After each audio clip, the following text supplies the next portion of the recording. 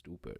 So he began his defense by questioning the jurors themselves. He even goes on to criticize the jurors for not being real judges during his trial. Socrates' second argument, however, during his initial defense, it helps him build a solid fundamental ground against the first accusers. He says that he has not studied in inappropriate fields, nor has he charged a fee for teaching people, especially the youth. This is how he separates himself from the sophists, right?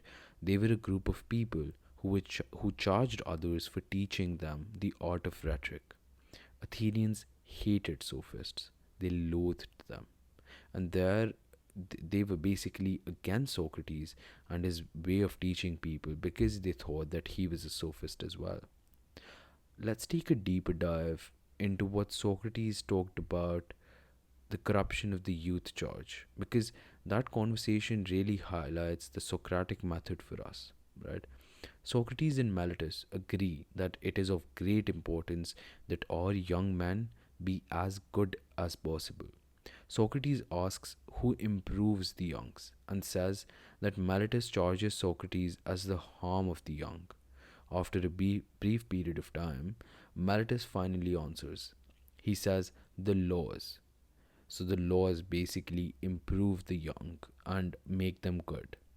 Socrates says that the laws are not persons, right? Although, like, let's keep this in mind. He says that laws are not persons, but then in Crito, he goes on to personify the laws, and it's probably one of his most famous personifications or write ups from any dialogue that Plato has written. And he says that, the laws are not persons. He asks who has knowledge of the laws, and Meletus answers the jury. Meletus argues that every jury member, the assembly, the council, and the audience, and Socrates extrapolates this to every Athenian present, and Meletus agrees, educates and improves the young. Socrates responds, I'm paraphrasing here, does this apply to horses? That is, do all men improve horses and one individual corrupts them? Or is it rather that one individual, the horse breeder, improves them and the majority corrupts them? It would be a very happy state of affairs, right? If only one person corrupted the youth and many improved them. Meletus does not answer. So Socrates concludes that Meletus has given no real thought to it. Either the youth or the subjects relevant to the charges, and this helps show the Athenians that the charges are baseless.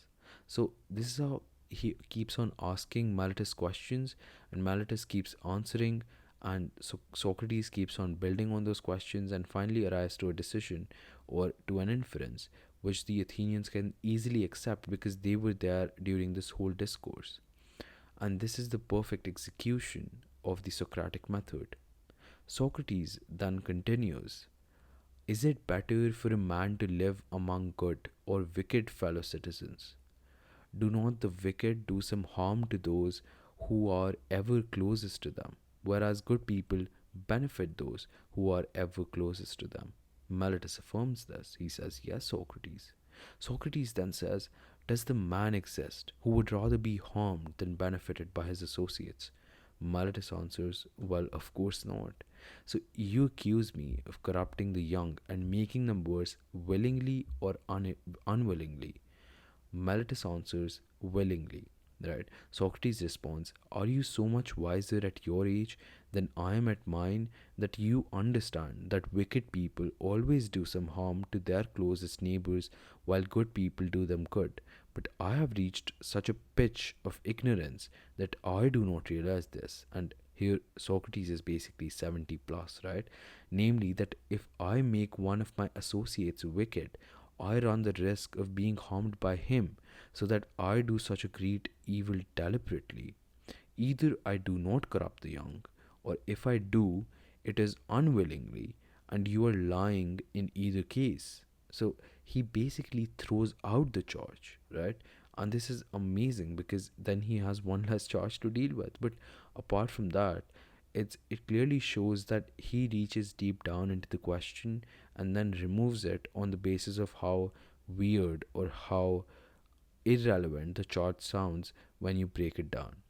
Now, if I corrupt the youth willingly, unwillingly, um, the law does not require you to bring people to court for such unwillingly wrongdoings, but to get hold of them privately, to instruct them and exhort them.